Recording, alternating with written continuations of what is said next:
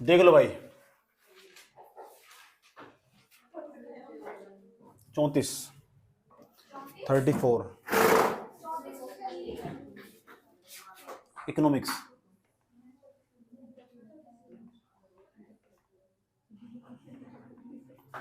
चौंतीस ही है, 34 ही हो। तो 34 लेक्चर में हम क्या पढ़ने वाले आज सुन लो। हमने लास्ट वाली क्लास में पता क्या पढ़ा, एफडीआई पढ़ा, एफपीआई पढ़ा, ठीक। और तुम पूछ रहे कहां पढ़ रहे हैं, जो इकोनॉमिक्स का मेंस का सिलेबस है ना, उसमें सबसे लास्ट वाला यूनिट है निवेश मॉडल, वो पढ़ रहे हैं। उससे क्वेश्चन देख लेना घर जाकर, निवेश मॉडल के कि इकोनॉमिक्स में कैसे सवाल आए हुए, उसे जरूर देखो, उसके सवाल जाकर। तो इकोनॉमिक्स है ना, जो इकोनॉमिक्स के अंदर आज हम समझने वाले, एक दो दिन के अंदर समाप्त होने वाली हो रही है इकोनॉमिक्स, उस वर्ल्ड इकोनॉमिक्स समाप्त होने वाली हो रही, फिर इंडियन इकोनॉमी में प्रवेश करेंगे।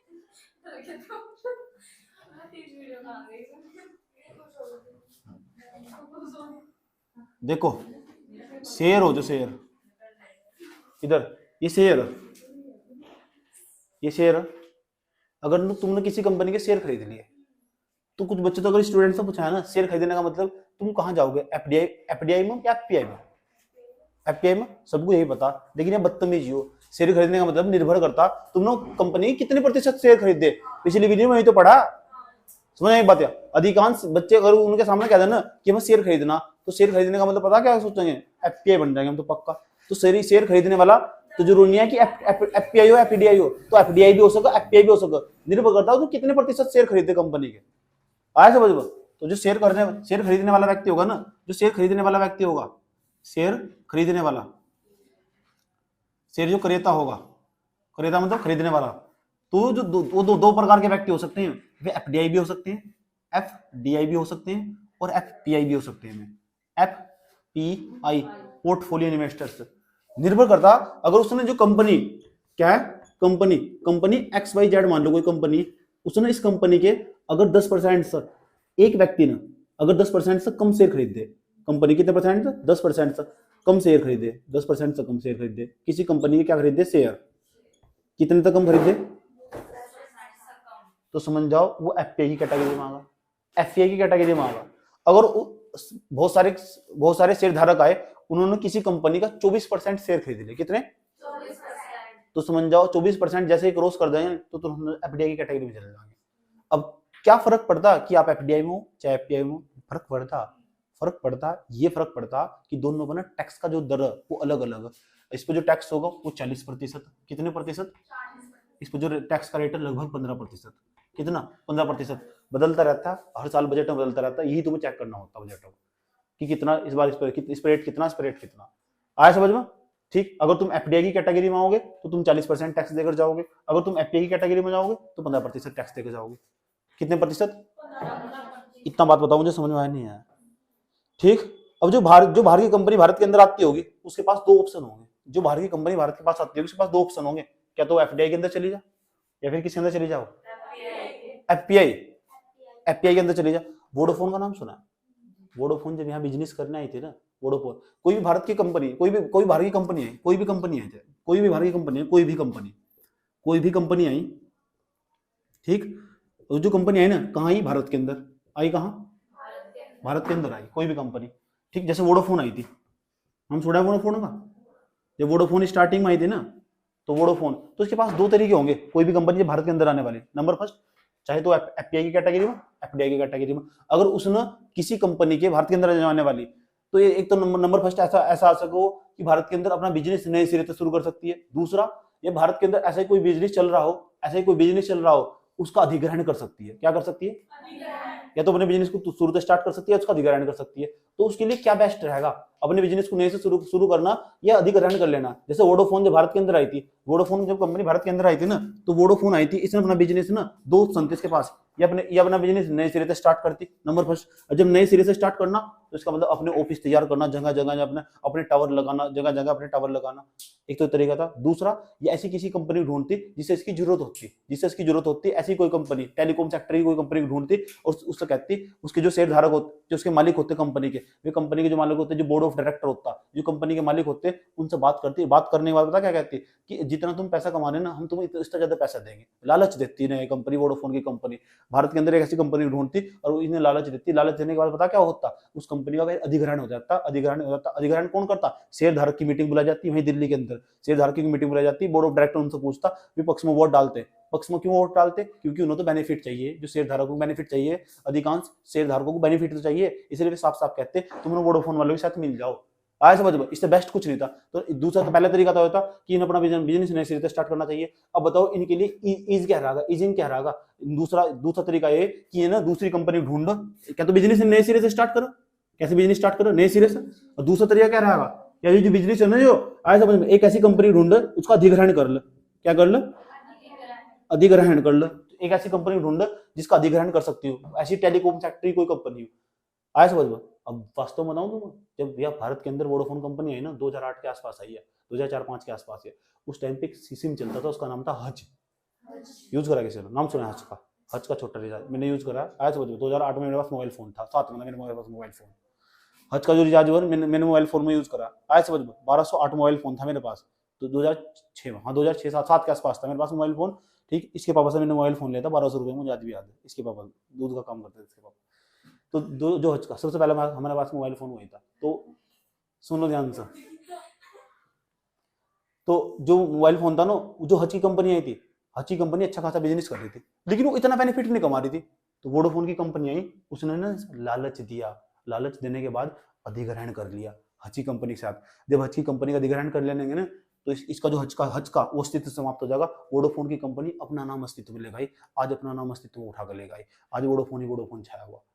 आया समझ। लेकिन वर्तमान समय में वोडाफोन घाटे में, इसका 36% से भारत सरकार के पास पड़ा हुआ। समझ में आया बात है। वोडाफोन अपना बिजनेस छोड़कर जा सकती, लेकिन इन्हें अधिग्रहण करना ज्यादा बेनिफिट समझा। इतनी बात बताओ जो समझ में आई नहीं आई, कोई दिक्कत यहाँ तो। अधिग्रहण कैसे करते हैं, अधिग्रहण पता कैसे करते हैं, कैसे करते हैं सुन लो। जैसे एक ये वोडाफोन की कंपनी, इसका एक शेयर है 100 रुपए का। कितने रुपए का, कितने का, 100 रुपए का। और जो दूसरे नंबर पर ना, ये हज की कंपनी, दूसरी कंपनी जो होगी, उसका एक शेयर है ना, कह रहे अगर तुम्हारा एक शेयर हम तुम्हारा एक शेयर 500 रुपए में खरीद देंगे। इसे कह रहे दूसरी वाली कंपनी को, तुम्हारी जो कंपनी ना, इस हज की कंपनी ने कहा, वोडाफोन की कंपनी ने कहा हज की कंपनी को, ये वोडाफोन की कंपनी, वोडाफोन की इधर हज की कंपनी को कहा हम तुम्हारा एक शेयर ना, तुम अपने टावर हमें दे दो, छोड़ दो तुम यार, जितना तुम बेनिफिट कमाओगे ना, 4 साल 2 साल 50 साल, वो हम तुम्हें पहले दे रहे। उसने कहा कैसे, उसने कहा कि हमारा एक शेयर 100 रुपए का, और जो हमारा एक शेयर 100 रुपए का ना, जो हम तुम्हारा एक शेयर 500 रुपए में खरीद देंगे, और 2 गुने दाम से खरीद देंगे। तो अगर तुम्हारा एक शेयर जितने भी तुम्हारी कंपनी के शेयर होंगे, क्योंकि शेयर बाजार में लिस्टेड होगी कंपनी, जितने भी तुम्हारी कंपनी के शेयर होंगे उसको 2 गुने दाम में खरीद देंगे। एक शेयर 2 गुने, अगर तुम्हारा एक शेयर 500 का ना, तो 2 गुने दाम में खरीद देंगे। बता कितना बैठेगा, 1000 रुपए का। कितने का, 1000 रुपए का। ये 100 रुपए का, वो 1000 रुपए का, 900 रुपए का बेनिफिट दे रहे हैं। तुम इतना बेनिफिट वास्तव में नहीं कमाने के, लालच दिया ना। ये पता क्या करेंगे, जो हज की कंपनी के मालिक होंगे, हज की जो कंपनी का मालिक होगा 51% तो शेयर उसके खुद के पास होगा, और बाकी उन्होंने शेयर मार्केट में अपना पैसा लिस्टेड करके शेयर धारकों के पास लगा रखा होगा। और जिन्होंने इक्विटी शेयर खरीद रखा होगा, उनकी ऑडिटोरियम में वहां मीटिंग बुलाई जाएगी, उनसे पूछा जाएगा, डिसीजन मेकिंग में पूछा जाएगा कि बताओ तुम कंपनी बेचना चाहते हो नहीं बेचना चाहते हो, तुम कंपनी बेचना चाहते हो नहीं बेचना चाहते हो। तो अधिकांश लोग ऐसे होंगे जो कम पक्ष में वोट डाल देंगे, क्योंकि उन्हें तो बेनिफिट चाहिए। और जो नहीं वोट डालने का ना, ऐसे सबका नहीं आता। कुछ लोग कहते हैं, कुछ लोग पता क्या कहते हैं, कहते हैं नहीं, अब आपने कहा था जब भी कंपनी बंद होगी हमारे इक्विटी शेयर वापस कर दोगे तुम, तुम्हारे तो 2-4 लोग ही हो ऐसे जो अपने इक्विटी शेयर वापस मांगते हैं, जिन्हें शेयर मार्केट की ज्यादा नॉलेज नहीं होती। जो अधिकांश जो निवेशक हो ना, जो शेयर धारक हो, वे कंपनी के पक्ष में वोट डालते हैं, कहते हैं तुम इसका अधिग्रहण कर लो, हम तो बेनिफिट ही चाहिए। समझ में आया बात, या समझ में नहीं, क्या कौन सी कोशिश करी जा रही, समझ रहे तुम बात, जिससे इसका अधिग्रहण हुआ होगा। क्यों, क्योंकि उन्हें तो बेनिफिट ही चाहिए, उन्हें जरूरत ही क्या है, बेनिफिट। उनके वोट डालने, अधिकांश लोग पक्ष में वोट डालता है, और जो नहीं वोट डालते ना, वे अच्छे निवेशक नहीं होते। अच्छे निवेशक की पहचान होगा वो पक्ष में वोट डाल देगा, क्योंकि वो अपना बेनिफिट तलाश रहा होगा। आए समझ में। और जो भी लोग नहीं मानते ना, तो जो कंपनी के जो बोर्ड ऑफ डायरेक्टर हो, वो क्या करते हैं, कंपनी के जो मालिक होते हैं उनके पैसे वापस कर देते हैं उन्हें। समझिए 2-4 लोग ही बहुत कम हो उनकी संख्या, जो कंपनी के पास अपना पैसा वापस मांगते हैं, क्योंकि इक्विटी शेयर उन्होंने पैसा लगाया था, और आपने कहा था कि जब आपकी कंपनी बंद हो जाएगी तो आप हमारे पैसे वापस करोगे। इक्विटी शेयर जब भी वापस होगा तो वे अपना पैसा वापस मांग लेते हैं। 2-4 लोग ऐसे गिने चुने लोग। अधिकांश जो निवेशक हो ना, अच्छे निवेशक की पहचान हो, वो चाहता है बेनिफिट कमाना, क्योंकि पैसा उसने इसलिए लगाया था। समझ में बात है? तो अपने शेयर वापस नहीं करना चाहता तो अपने शेयर बढ़ाना चाहेगा, रात रात दिन में इनके जो शेयर के दाम तुरंत बढ़ जाएंगे, इनकी जबरदस्त तरीके से बैठ कर मीटिंग होगी और इनका अधिग्रहण कर लेंगे। ऐसे ही वोडाफोन ने हज का अधिग्रहण करा था। अधिकांश मैंने उदाहरण दिया है कि ऐसी बाहर की कंपनी आती है और बाहर की कंपनियां ना इस तरह का लालच देती है और यहाँ कंपनियों का ना अधिग्रहण कर लेती है और ये उनके लिए सबसे बेनिफिट रहता है, सबसे ज्यादा बेनिफिट होता है। ऐसा हजारों कंपनियों का अधिग्रहण हुआ, कहते नहीं एक फलाना कंपनी ने 5 करोड़ में उसे खरीद लिया। ऐसा मतलब अभी एयरटेल को खरीदने की बात चल रही थी, एयरटेल की जो एयरटेल भारतीय कंपनी, इसे खरीदने की बात चल रही थी। बाहर की कंपनी आ रही थी स्टारलिंक एलन मार्क्स की, वो कहती है कि हम इस कंपनी को खरीदने वाले, जब खरीदने वाले तो ऐसे खरीदते शेयर में, पैसे नहीं देती, अमाउंट नहीं देती, शेयर का पैसे जो शेयर हो ना उसका अमाउंट जोड़ कर बताओ, कैसे नहीं देती बिल्कुल भी। उनके शेयर खरीद दो, सारे शेयर खरीद लो, जो उनके शेयर है ना खरीद लेंगे, कैसे नहीं देने की बिल्कुल भी, उनके शेयर खरीद लेंगे। शेयर का दाम 5 करोड़ होगा, 10 करोड़ होगा, 20 करोड़ होगा, इतने में अधिग्रहण कर लिया, 3000 करोड़ में अधिग्रहण कर लिया, 8000 करोड़ में अधिग्रहण कर लिया। इसका ही मतलब हो बात समझ में आ रही है? अधिग्रहण कैसे करते हैं, ये प्रोसीज समझाया तुम्हें एक प्रकार का, कि जब भी कोई बाहर की कंपनी जो हम पढ़ रहे हैं निवेश मॉडल मांगा, इन्वेस्टमेंट मॉडल मांगा, जो यूपीएससी का सिलेबस के अंदर 10वां यूनिट है, समझ में आया बात है? ठीक, वैसे मैं सारे क्वेश्चन के आंसर राइटिंग करवाऊंगा, सारे क्वेश्चन में डिस्कस करूंगा यूपीएससी में आज तक जितने भी क्वेश्चन आए, एक भी क्वेश्चन नहीं छोड़ने वाला मैं, एक भी क्वेश्चन, सब क्वेश्चन पर डिस्कस करने वाले। और तुम बताओगे इसके लिए कंटेंट तुम कहाँ से लिखोगे, खड़ा भी क्लास में डिस्कस कर दूंगा, कुछ भी क्वेश्चन नहीं ना, सारा सिलेबस में, और वीडियो का नाम लिख कर दे दूंगा, इस क्वेश्चन का आंसर इस वीडियो में मिलेगा, इस क्वेश्चन का आंसर इस वीडियो में मिलेगा, इससे बेस्ट क्या है? समझ में आया बात है? उसके बाद तो बताओ कि कंपनी का अधिग्रहण कैसे होता है, तो बताओ जो बाहर की कंपनी आती होगी, एफडीआई करने आती होगी, उसके पास कितने रास्ते? 2, अपना बिजनेस नए सिरे से स्टार्ट करे। नंबर 2 कि ऐसी कंपनी ढूंढे जो उसके सेक्टर की होगी, उसके क्षेत्र की कंपनी होगी, उसके साथ ढूंढ कर उसका अधिग्रहण कर ले, उसे बेनिफिट दे दे। आया समझ में? जो बाहर के लोग हैं ना उनके पास पूंजी के, तो पूंजी पर्याप्त मात्रा में पूंजी नहीं है, पूंजी उनके पास। समझ में आया बात है? वे इतने सक्षम है, भारत की सारी कंपनी खरीद सकते हैं, इतने सक्षम है। समझ में आया बात? ऐसा किया जाता है। अब भारत के अंदर ना टेलीकॉम सेक्टर में भारत सरकार ने 100% एफडीआई को लागू कर दिया। अब किसी से पूछने की कोई जरूरत नहीं है, ये भी तुम जानते हो, पहले पढ़ा चुका मैं। 100% एफडीआई को लागू कर दिया, नहीं कर दिया? इतनी बात बताओ, समझ में आई नहीं है? कोई प्रॉब्लम यहाँ तक? समझ में आ रहा है यहाँ तक?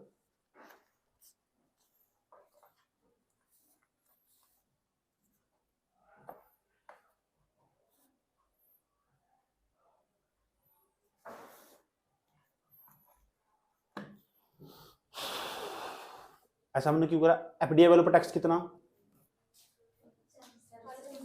एफडीआई वालों पर जब ये टैक्स नहीं आता ना, ये टैक्स रेट नहीं आते, टैक्सेशन पॉलिसी 1992 में नहीं बनाई थी, तो पता क्या होता था? कोई भी आता था, कोई 16% खरीद रहा कंपनी में आकर, भारत की कंपनी का, कोई 17% खरीद रहा आकर, कोई कह रहा 20% खरीद लिया मैंने, तो कोई कह रहा 49% खरीद लिया मैंने, तो कोई कुछ भी खरीद रहता था। पता क्या कहते? हम तो एफडीआई वाले नहीं है, हम तो एफपीआई वाले हैं। हम एफपीआई वाले नहीं है, हम तो एफडीआई वाले। कुछ भी मतलब बदतमीजी, कहीं बदतमीजी आ रही है अपने आप ही। भारत सरकार ने समझा समय के साथ कुछ तो माजरा है, तो फिर भारत सरकार एक पॉलिसी लेकर आई, नीति लेकर आई। उस नीति के तहत सरकार ने कहा कोई भी हो तुम 10% से कम खरीद, ज़्यादा खरीद दोगे ना एफडीआई वाला टैक्स देना पड़ेगा, 10% से कम खरीद दोगे तो एफडीआई वाला टैक्स देना पड़ेगा। समझ में आया बात? या बेनिफिट कमा कर ले जाओगे तो सालाना तुम्हें इतना टैक्स देना पड़ेगा। इतनी बात बताओ, समझ में आया नहीं भाई? कोई दिक्कत? जैसे मैं तुमसे एक सवाल डिस्कस करने जा रहा हूँ, तो ये बताओ हमारे यहाँ जो वित्त वर्ष हो कब से कब प्रारंभ हो? वित्त वर्ष हमारे यहाँ 1 अप्रैल से लेकर 31 मार्च तक, 1 अप्रैल से लेकर 31 मार्च तक वित्त वर्ष हो। एक साल ही हो, इस एक साल में सरकार जो डाटा बनाती है ना, एक साल हम 1 अप्रैल से लेकर 31 मार्च तक इतना पैसा खर्च करने वाले हैं। फरवरी तो बजट पेश करती है, फरवरी मार्च फिर अप्रैल अच्छा, तो 1 मार्च कब से लेकर 1 अप्रैल से लेकर मार्च 31 मार्च तक, इस वर्ष को बोल रहा हूँ वित्तीय वर्ष। वित्तीय वर्ष। अब मैं तुमसे एक उदाहरण बताने जा रहा हूँ, सुन ध्यान रहे। ठीक,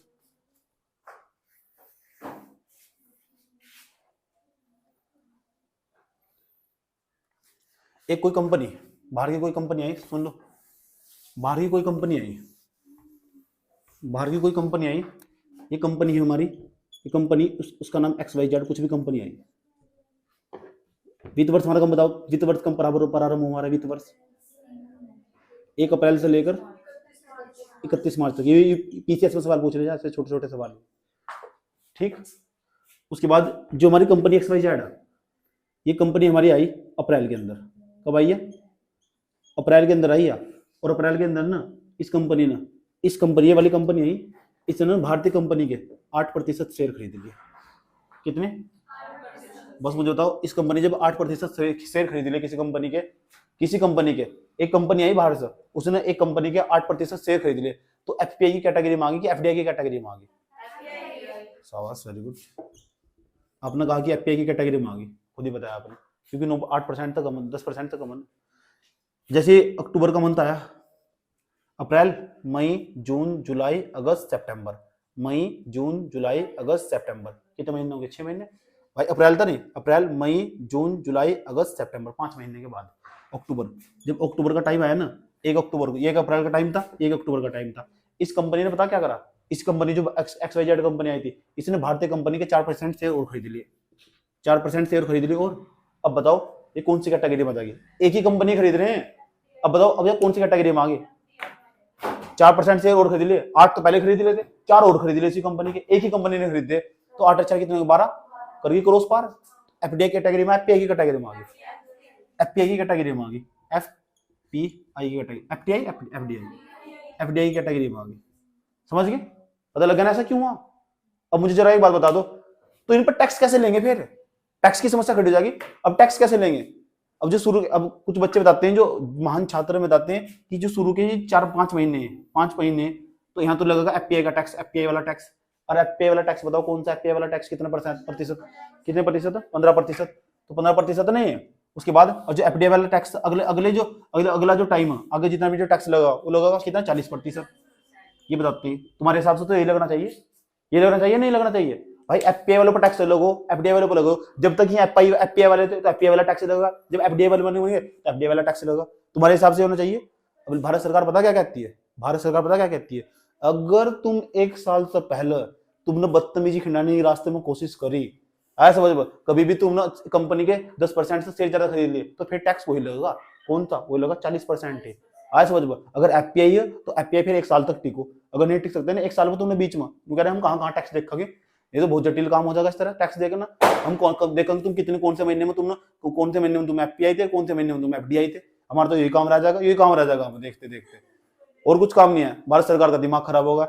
आज समझ, तो भारत सरकार का जब दिमाग खराब हुआ, भारत सरकार ने सोचा ऐसे नहीं मानने के, तो भारत सरकार कहती है अपने नियम और कानून के अनुसार, भारत सरकार के, कि कोई भी एफपीआई वाला अगर 1 साल के अंदर कभी भी एफपीआई तक हटकर एफडीआई की कैटेगरी में चला गया, तो उस पर टैक्स 40% लगेगा, 15% नहीं लगेगा। चाहे शुरू के 6 महीने हो, चाहे शुरू के 3 महीने रहा, तो 8 महीने रहा, हमने चाहे 9 महीने रहा, मेरी तरफ तक कितने महीने? इतनी बात बताओ, समझ में नहीं? अगर तुम बीच में रास्ते में अपना टारगेट बदला, तो फिर टैक्स हो लगा 40%। अब देख 40% टैक्स, बहुत बच्चे में खिंडा रहा। बात समझ में आया नहीं आया? कोई प्रॉब्लम? तुम्हारी भी यही हालत होगी। तुम किसी देश में जाओगे ना, एफपीआई और एफडीआई बनने जाओ, एफपीआई और एफडीआई बनने जाओगे, तो पहले उस सरकार की टैक्सेशन पॉलिसी पढ़ लेना, कैसा कैसा टैक्स था। ये तो भारत सरकार के टैक्स पढ़ा रहा हूँ मैं तुम्हें। जो भारत के लोग हैं ना, भारत के अंदर निवेश करने आते हैं, उनके लिए ये नॉर्म्स बनाए गए, ये गाइडलाइंस, ये निर्देश बनाए गए हैं, ये पढ़ाने पड़ते हैं। बात समझ में आया? बजट में हम सब चीजें ये पढ़ते हैं कि भारत सरकार ने एफपीआई वालों पर कितना टैक्स रख रखा है, एफडीआई वालों पर कितना टैक्स रख रखा, और टैक्सेशन पॉलिसी में क्या बदलाव करा, कर प्रणाली है, कर व्यवस्था, उसके अंदर क्या क्या बदलाव करा भारत सरकार ने। बजट के अंदर हर साल बदलती है, ये बजटों में पढ़ना होता है। खास पॉइंट पेज निकाल के लिख लेने होते हैं, आंसर राइटिंग में बड़े काम आते हैं। इस बार भारत सरकार ने ये बदलाव करे, कर व्यवस्था के अंदर एफपीआई पे इतना टैक्स रखा, एफडीआई वालों पे इतना टैक्स रखा, ये तो पढ़ना पड़ा, ये बदलता रहता है। ऐसे बच्चों, जब सरकार का मूड बदल जाएगा कि सोच, भारत सरकार को लग रहा है कि एफडीआई वाले ज्यादा पैसे लेके जा रहे, बढ़ा के 5% और कर देंगे, 45% हो, चलो भागा। ऐसे बच्चों, जब भारत सरकार को लगा ना ये ज्यादा बेनिफिट कमाने लगे, तो सरकार सोचेगी 2% और बढ़ा दो, कुछ नहीं जा रहा, 2 करोड़ 15% बढ़ाया, 17% कर दिया। ये सब चीज बजट में मेंशन करी जा। समझ में आया बात? इतनी बात बताओ, समझ में आई नहीं है? कोई प्रॉब्लम यहाँ तक? ये थोड़ा टेक्निकल साइड था। कौन सा साइड था? बात समझ में आई नहीं? कि अगर कोई भी व्यक्ति एफपीआई से हटकर एफडीआई कैटेगरी में जा रहा है ना 1 साल के अंदर, ये सारी बातें लिख लेना, फिर कॉपी के अंदर जब नोट्स बनाओगे सब लिखना है, कुछ मत छोड़ना। समझ में आया बात? है कि अगर कोई भी व्यक्ति 1 साल के अंदर एफपीआई से एफडीआई की कैटेगरी में जाने वाला ना, तो ये समझ जाओ उस पर टैक्सेशन वही लगेगा जो एफडीआई वाला ही गया। क्यों? हमने कहा था भारत सरकार का नियम है ऐसा बता रहा हूँ। मुझे कहां पता लगा? बजट पढ़ने के बाद पता लगा। हर साल बजट बदलता रहता, फरवरी में बजट पेश होगा, 2023 और 24 वाला बजट पढ़ाऊंगा मैं तुमको। ऐसे पढ़ना बजट। अभी तुम्हें मुझे पढ़ाऊंगा ना इकोनॉमिक्स, अभी तुम 22 और 23 वाला बजट पढ़ा के चलूंगा, बजाय 22 वाले में 23 वाला बजट साथ साथ पढ़ा के चलूंगा 22 और 23 वाले में। इसी तरह जैसे मैं पढ़ाऊंगा ऐसे तुम खुद पढ़ सकते हो 24 वाले में, 23 और 24 वाले में क्या कर रखा है। जैसे तुम एग्जाम दोगे हर साल तुम बजट पढ़ना होगा, बजट में समझ लो आधा सिलेबस हो, आधा सिलेबस बजट के अंदर छिपा हुआ हो। इतना बताओ समझ में आया नहीं है।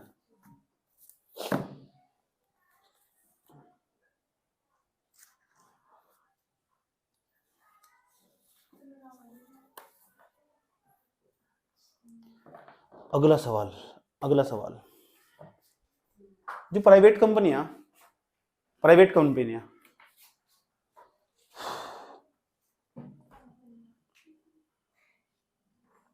यहाँ पे की कैटेगरी में आ गई, प्राइवेट कंपनियां नहीं आने की, क्योंकि शेयर मार्केट में वही कंपनियां लिस्टेड हो जो पब्लिक कंपनियां हो। ये पढ़ा रहा था ना पहले, है क्या हो, हाँ जी हो, ये पढ़ा रहा था पिछले वाले वीडियो देखो जाकर, समझा रखा पहले ही कि ना प्राइवेट कंपनियों का इन तो कोई मतलब नहीं है, पब्लिक कंपनियां ही यहाँ शेयर मार्केट में लिस्टेड होगी केवल। समझ में आया बात? या केवल अगर कोई प्राइवेट कंपनी आई भी ना, उसने भारतीय कंपनी ने 1% भी शेयर खरीद लिया तब भी एफडीआई की कैटेगरी में आ गई। किसी कैटेगरी में 1% भी शेयर खरीद लिया अगर प्राइवेट कंपनी, तो ये बात विशेष तौर पर अगर कोई निजी कंपनी है, पब्लिक कंपनी ही केवल जो सार्वजनिक कंपनियां मतलब पब्लिक कंपनियां ही केवल एफपीआई और एफडीआई कैटेगरी में आती है। अगर 10% से ज्यादा शेयर खरीद लिया ना कंपनी ने, 10% ज्यादा शेयर खरीद लिया तो चली जाएगी एफडीआई कैटेगरी में। अगर 10% तक कम शेयर खरीद रखा है तो जा रखी है किसकी, एफपीआई की कैटेगरी में। समझ में आया बात? या कैटेगरी मतलब श्रेणी में, समझ में आया बात है? कोई प्रॉब्लम यहाँ तक? तो कौन सा एफपीआई होगा कौन सा एफडीआई होगा, इसे बेहतरीन तरीके से रिवीजन करना, क्योंकि इन फ्यूचर तुम्हें लिखने में यही काम आने वाले। ठीक, जब मैं क्वेश्चन डिस्कस करूंगा ना, क्वेश्चन हाथ में ले क्वेश्चन बैंक एक एक की फॉर्मेटिंग करूंगा बोर्ड में, देखो सारा क्वेश्चन मैं अपनी जुबानी से निकाल दूंगा, मैं क्वेश्चन का सिर्फ आंसर बोल लूंगा। इतना मुझे इकोनॉमिक्स का समझ है। समझ में आया बात? या क्वेश्चन का आंसर बोलूंगा तुम्हारे मुख पर सामने खड़े हो, तुम्हारे देखो सारा मैंने पढ़ा रखा, इस वाले नोट्स इस वाली वीडियो पढ़ लेना। इतना बताओ, मुझे समझ में आया नहीं आया? कोई प्रॉब्लम? अच्छा एक बात बताओ,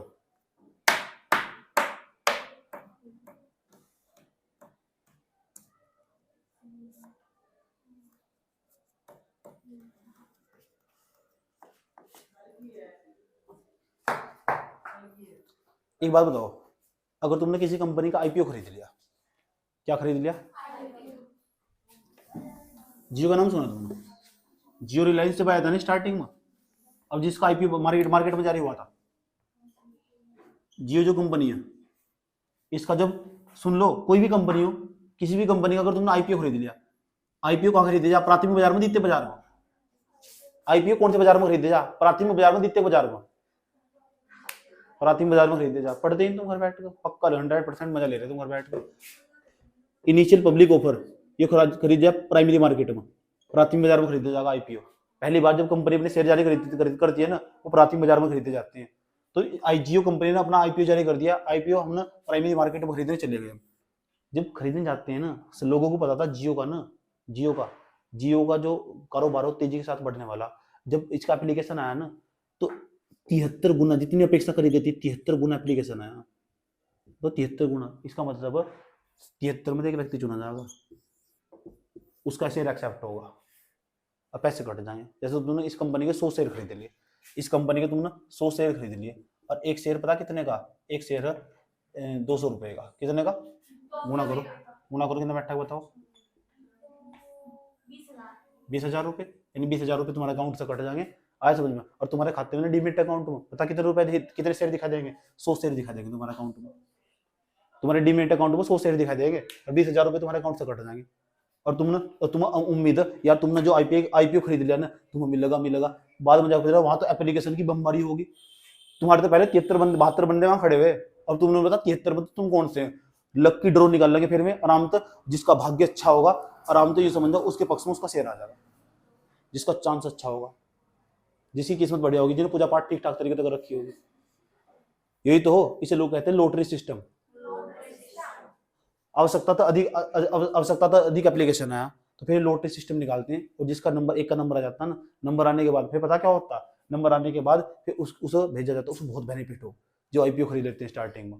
इसलिए कहीं भी ऐड भी आते हैं, इस कंपनी का आईपीओ जारी होने वाला, और इससे फ्यूचर में प्रॉफिट होने वाला ना, चुपचाप खरीद कर रख लो। पक्का बेनिफिट होने वाला 4-5-10 दिन बाद, जब उसका बंद हो जाएगा, आईपीओ बिकना बंद हो जाएगा, जब शेयर मार्केट में आ जाएगी वह शेयर के बाजार बिकने, तो बहुत भारी मात्रा में बेनिफिट हो। किसी भी कंपनी का शुरू में आईपीओ जारी होने वाला, खरीद लो प्राथमिक बाजार में जाकर, डीमेट अकाउंट में स्टार्टिंग में दिखाता रहा वही सब चीजें, ऐड भी आते रहे यूट्यूब पे बीच में, आईपीओ खरीद लो, इसका खरीद लो, इसका खरीद लो।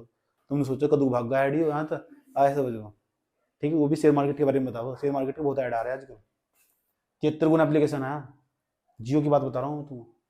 उसके बाद क्या हुआ, लोगों ने आरोप लगाया, जापान की कंपनी थी। अब ये बताओ, अब सवाल है, चलो एक बंदे को समझ लो आईपीओ मिल गया, तुम एक हो, तो उन 72 बंदों का पैसे का क्या होगा फिर? उन 72 बंदों का पैसा तो कंपनी के पास ही ना, क्या कंपनी वापस करेगी? करना चाहिए, नैतिकता तो यही कहती है, हाँ करती है, लेकिन करती है पता कब? 120 दिन बाद। 120, अब बताओ कितने महीने बैठ गए 120 में? 4 महीने, 4 महीने बैठ गए नहीं, 3 चौक 12, 4 महीने बैठ गए नहीं, 4 महीने बाद तुम्हारा पैसा वापस आएगा, जब तुम्हें एप्लीकेशन भी नहीं मिला तो। अब देखो मारुति सुजुकी जो कंपनी जापान की जो कार बनाती है, यहाँ मारुति सुजुकी का नाम बता रहा हूँ मैं, जो मारुति सुजुकी कंपनी, इसने भारतीय मार्केट में अपना शेयर जारी करा। मारुति सुजुकी की बात बता रहा हूँ मैं, इसने भारतीय मार्केट में अपना शेयर जारी करा, और जो शेयर धारक थे ना, शेयर धारक थे, इसका भी एप्लीकेशन है, जबरदस्त इसका प्रचार प्रसार है। जब इसने अपना आईपीओ जारी कर दिया ना, आईपीओ जारी करने के बाद भारतीय लोगों ने दिलचस्पी दिखाई इसके अंदर, और एप्लीकेशन ऐसे ही भरमार मात्रा में आया। समझ में आया? एक किसी एक को 73 मतलब किसी एक को एप्लीकेशन, किसी एक बंदे का जो लॉटरी सिस्टम है वो एक्सेप्ट कर लिया, 72 का नकार दिया गया। 4 महीने तक तो पैसा मारुति सुजुकी वाले के अकाउंट में रहेगा ना। ये मारुति सुजुकी वाले के इतने खतरनाक निकले, इनके पास जो अकाउंट था ना, 4 महीने इन्होंने जो पैसा पड़ा हुआ इसका कुछ ना कुछ तो करते, इन्होंने इसकी टेक्निक खेल ली, और टेक्निक खेलने के बाद जो इनके अकाउंट में पैसा पड़ा होता ब्याज पर बांट दिया। 4 महीने बाद ही तो देना आया समझ में। 4 महीने तक ब्याज बांट दिया, और कहती है ब्याज बांटने के बाद इन्होंने 25 करोड़ रुपए कमाए, 25 करोड़ रुपए कमा भी दिए, और 4 महीने बाद इनका पैसा वापस कर दिया। जो पैसा इनके अकाउंट में पड़ा हुआ था ना, उसको कुछ तो कुछ न करते ही ब्याज बांट दिया लोगों को। आया समझ में। ब्याज बांटने के बाद 25 करोड़ रुपए की आमदनी करी 4 महीने के अंदर। तब से पता क्या हुआ, तब से भारत सरकार होगी स्ट्रिक। पता क्या कहती है? सुनो मारुति की सुजुकी, सुनो, बदतमीजी तुम्हारी बहुत हुई, तुम भारत के लोगों के पैसे का दुरुपयोग करती हो, भारत के लोग तुम पर ट्रस्ट करते हैं। भारत सरकार का जो आरबीआई है उसने कहा सुनो मुझे ध्यान लगाकर, अब मेरी बात सुनो। भारत सरकार ने किसे कहा? सेबी को, ध्यान रखो कहां जा रहे हैं। तो सेबी ने पता क्या कहा? सुनो मारुति सुजुकी, अब सुनो, आज के बाद जो भारत का पैसा आयो, भारत के अंदर जो पैसा ये अकाउंट में पड़ा हुआ ना, ये अकाउंट में पड़ा हुआ तुम्हारे अकाउंट तक कट जाना है। यो पैसा ना हम, ये जो कोई भी कंपनी वो उसी टाइम के अंदर उसे एप्लीकेशन नहीं मिला तो पैसा वहीं का वहीं लॉक हो जाएगा, अब भारत के तुम्हारे अकाउंट में दिखा देगा, बस ऐसे तुम उसको खर्च नहीं कर सकते। तुम्हारे डीमेट अकाउंट में तुम्हारा जो अकाउंट होगा उसमें दिखाई देगा, 4 महीने के लिए लॉक हो जाएगा पैसा, तुम निकाल नहीं सकते। तुम्हें दिखाई देगा तुम्हारे खाते में 45,000 रुपए पड़े हुए। अगर तुमने 20,000 का तुमने शेयर खरीद रखा था ना, तो 20,000 तुम्हारे अंदर तक आएगा, तुम निकाल सको केवल 25,000। कितने हजार रहेंगे तुम्हारे पास ही, 4 महीने बाद ड्यू हो जाएंगे, 4 महीने बाद तुम निकाल सको। ये सबसे बेहतरीन व्यवस्था करी भारत सरकार के द्वारा, सीबी पे करवाई गई, आरबीआई, तीनों ने मिलकर काम कराया इन्होंने। सही करा गलत करा? समझ में आ रहा? इतनी टेक्निकल साइड भी मैं तुमको समझा रहा हूँ कि इकोनॉमिक्स को कितनी गहराई से जाकर तुम्हें पढ़ना है, एनालाइज करना कि ना। जो लोग हो गए नहीं निकाल सकते। आईपीओ खरीदना जरूरी था, खरीदने क्यों गई थी? नहीं, बाद में जरूरत पड़ती, आप नहीं निकाल सकते, लोग हो गए। इनसे तो बढ़िया हो, आपका पैसा का दुरुपयोग कर रहे थे, आपको दे नहीं सकते थे, 4 महीने तो दे नहीं सकते। क्या कह रहे? नहीं कर पाएंगे, क्योंकि पैसे का दुरुपयोग कर रहे थे ना वे। नहीं, ये जो इन पैसे का दुरुपयोग वे नहीं कर पाए, उनके लिए तो करा ही हो, उनके लिए तो कराई, वे नहीं कर पाएंगे। जब मैंने पैसे का दुरुपयोग हमारे अकाउंट में दिखाई दे, उनके अकाउंट में भी लॉक कर देगी। उनके अकाउंट में पड़ा ना, उनके अकाउंट में भी जो आरबीआई ना लॉक कर देगी कहां जा रहा है ये लोगों से पैसे को। कब तक? 4 महीने तक। समझ में आया कि नहीं आया? कोई प्रॉब्लम है तो सही करा गलत करा? मैं तो ऐसी चीजें पढ़ते रहता हूँ, ये पढ़ूंगी इकोनॉमिक्स में बैठ कर। अब तुम भी पढ़ोगे ना तो बहुत ध्यान से पढ़े करो इकोनॉमिक्स के टॉपिक को, जा समझ में आया बात है। और जब तुम भारत की जो कर प्रणाली समझोगे, टैक्सेशन सिस्टम समझ लोगे, फिर तो धज्जियां उड़ा दोगे, कुछ नहीं इकोनॉमिक्स तो कुछ नहीं आया, सब ड्रामा आता है। समझ में आया बात है? टेक्निकल साइड समझ में आ रहा? इसे समझने के लिए बहुत मेहनत करनी पड़ती है, लोग टैक्स की बहुत चोरी करते हैं यार। इतना बताओ समझ में आया नहीं आया? भारत के अंदर ना जो एफडीआई है, भारत के अंदर जो एफडीआई है उसके 2 रूट है। एक तो हो ऑटोमेटिक रूट, एफडीआई लेकर आओगे ना तुम, एफडीआई के कितने रूट हो? 2। ऑटोमेटिक रूट, ठीक,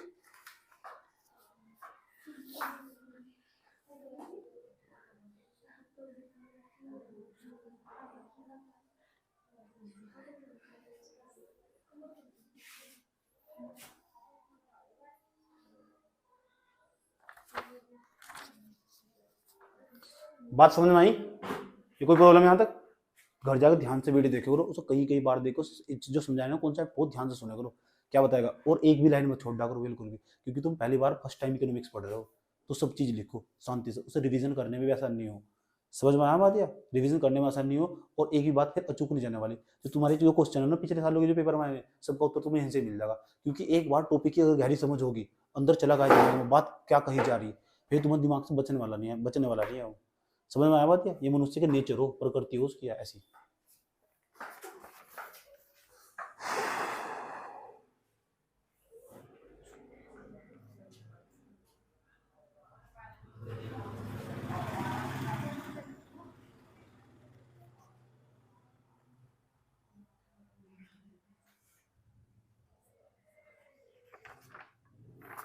देखो, अगर तुम कोई भारत का बंदा, कुछ सेक्टर ऐसे हो, कोई बाहर का बंदा भारत के अंदर आ रहा है एफडीआई करने, समझ लो ध्यान से, ठीक? कोई विदेशी आया, कोई फॉरेनर है भारत के अंदर आया एफडीआई करने, तो जो एफडीआई हो ना, एफडीआई के दो रूट हो, नंबर फर्स्ट, सुन लो ध्यान से, नंबर फर्स्ट हो ऑटोमेटिक रूट। इसका मतलब ये ऑटोमेटिक रूट पता कैसा हो? एक हो गोल रूट,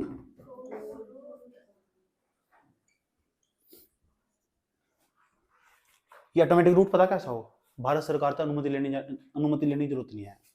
कुछ अच्छी तरह से हो कि भारत सरकार ने पता क्या कहा? भारत सरकार ने कहा टेलीकॉम सेक्टर में हम 100% एफडीआई लागू कर रहे हैं, तो ऑटोमेटिक रूट्स आ सकते हैं, डोंट वरी। किसी भारत सरकार तो पूछने की जरूरत नहीं है, आओ कंपनी लगाओ मजा लो, इसे बोलते हैं ऑटोमेटिक रूट। और जो गोल रूट हो ना, गोल रूट और ऑटोमेटिक रूट पता लगा ना, भारत सरकार की अनुमति लेने की गाइडलाइंस कुछ नहीं पढ़ने की जरूरत है, आओ जाओ बिहार में जाओ कंपनी लगाओ, कोई दिक्कत नहीं, डोंट वरी। बस एक बात याद रखना, ये ऑटोमेटिक रूट हो ना, ऑटोमेटिक रूट से जो भी आगा एफडीआई वाला, ये खास बात होगी, उसे ना किसी की परमिशन की जरूरत नहीं होगी।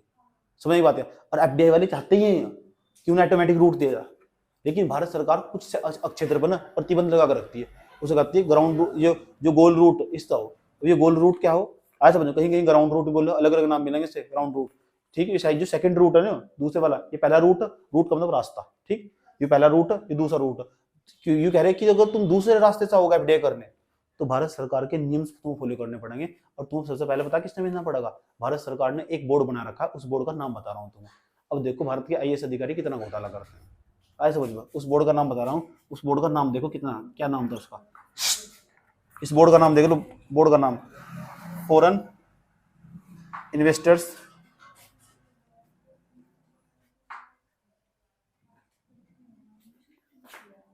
पब्लिक बोर्ड,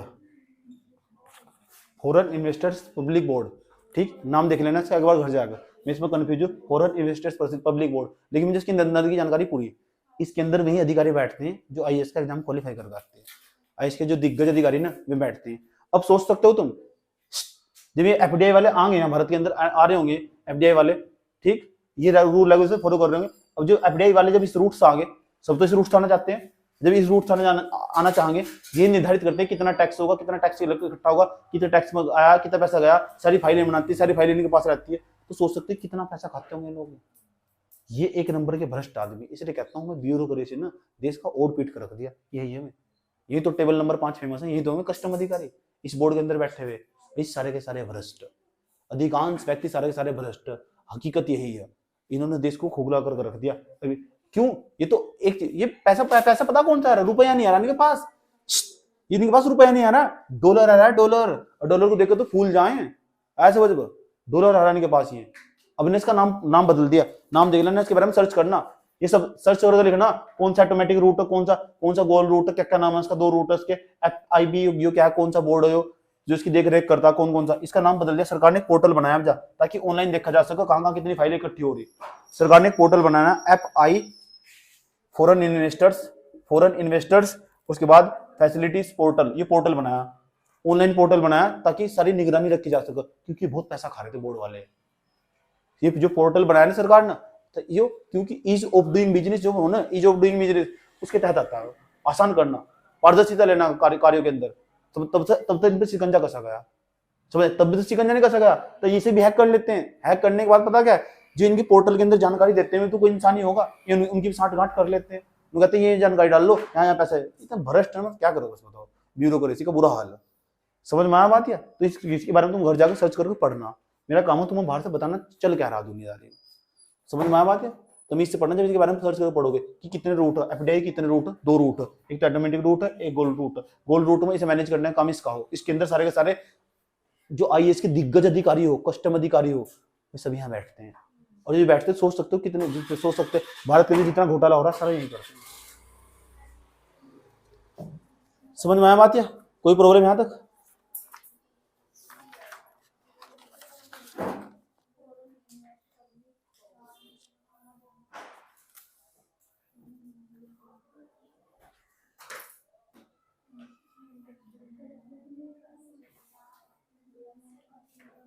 अच्छा, एफपीआई के बारे में तुम क्या जानते हो? एफपीआई वालों ने एफपीआई के बारे में बताओ, तुम क्या जानते हो एफपीआई के बारे में? क्या क्या बताओ तुम एफपीआई के बारे में?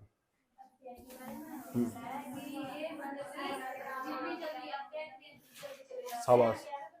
ये ना एक बात ये इतने खतरनाक, अगर हमारे देश की स्थिति बदतर होगी ना, सबसे पहले देश छोड़ के भाग जाएंगे। ये बात पता का तुम?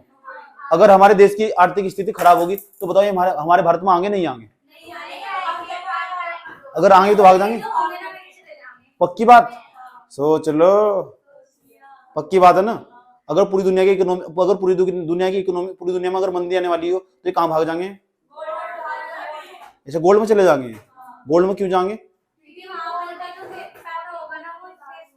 अच्छा, अगर गोल्ड के दाम बढ़ रहे होंगे तो इसका क्या मतलब हो? पूरी दुनिया के अंदर अगर गोल्ड के दाम घट रहे होंगे,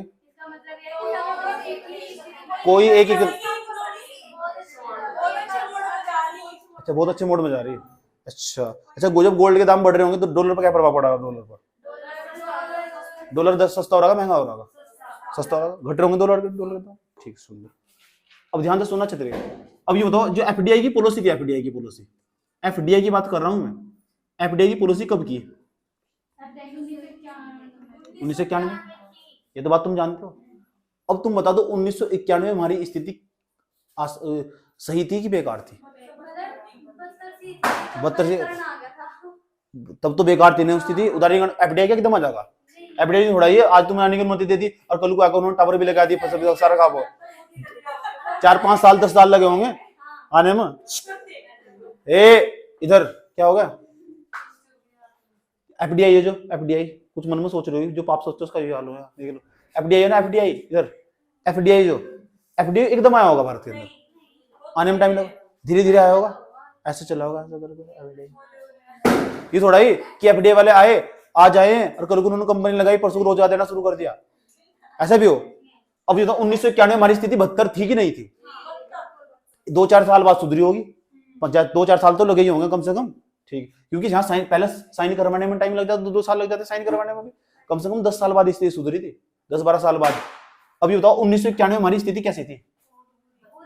बुरी की अच्छी? बुरी नहीं, बहुत बुरी। एक तो बुरी हो, एक बहुत बुरी थी।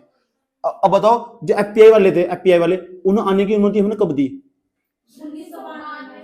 1992 में। अब जो एफपीआई वाले को आने की अनुमति दी तो हमने अंदाजा लगाया होगा ये भारत मांगे। अब भारत की स्थिति खराब है, अभी भारत माना पसंद करेंगे? ये बताओ, जब तुम बताओ, जब ये 1991 में जब भारत की स्थिति खराब थी, क्या ये भारत माना पसंद करेगा? ठीक, वर्ष 1992 की जो पॉलिसी एफपीआई लेकर आए थे, या लेकर आए थे मनमोहन सिंह। नहीं, जब भारत की स्थिति बदतर है, क्यों आ गए हैं? सरमदर्द है इनके। लोगों ने अंदाजा लगाया कि भारत के अंदर कुछ नहीं होने वाला, चाहे एफपीआई की पॉलिसी लागू हो, भारत की स्थिति बहुत खराब है। तब पता लगा कि मनमोहन सिंह की जो पॉलिसी थी ये लेकर आए थे, तो लोगों ने उसका बहुत मजाक बनाया था जब पॉलिसी लाई जा रही थी कि कोई नहीं आने वाला भारत में। कमाल हुआ। ठीक, जो सोचा था ना, जो नियम थोड़ी थी सब उसका उल्टा हुआ, सब पलट दिया। एप्लीकेशन जब आया ना एफपीआई के लिए, इंग्लिश शेयर मार्केट के लिए बाजार खोल दिया गया, तो इतनी भरमार मात्रा में पूरी दुनिया के एफपीआई वाले भारत की मार्केट में चले आए। कमाल होगा भारत के लिए। रात रात के अंदर ना, रात रात में जो मनमोहन सिंह थे उन्हें दुनिया का सर्वश्रेष्ठ इकोनॉमिक अर्थशास्त्री घोषित कर दिया गया। जो टाइम मैगजीन है ना, उसके फ्रंट पेज पर, टाइम मैगजीन अमेरिका का, उसके फ्रंट पेज पर उनका फोटो छपा गया। सोच सकते हो कितना बड़ा अर्थशास्त्री घोषित कर दिया गया। मनमोहन सिंह को सबसे बड़े अर्थशास्त्री बन गए साइड पर।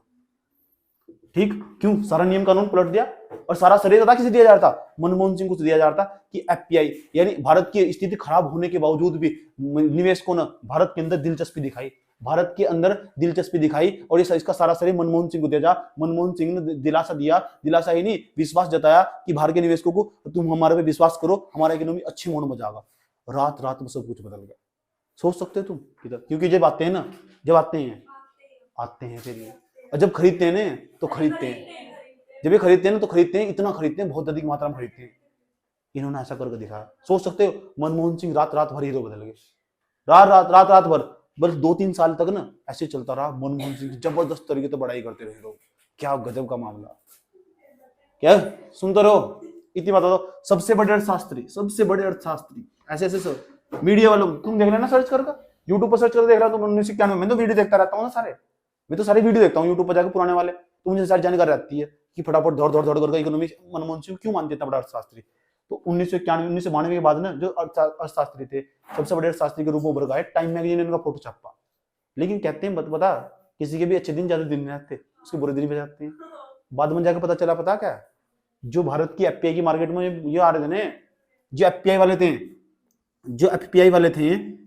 वाले जो भारत के अंदर आ रहे थे, इंडिया की मार्केट में आए थे, पैसा लगाने इंडिया की मार्केट में आए थे, ये जो आए थे, ये तो माजरा ही तो कुछ दूसरा था। ये माजरा ही कुछ दूसरा था।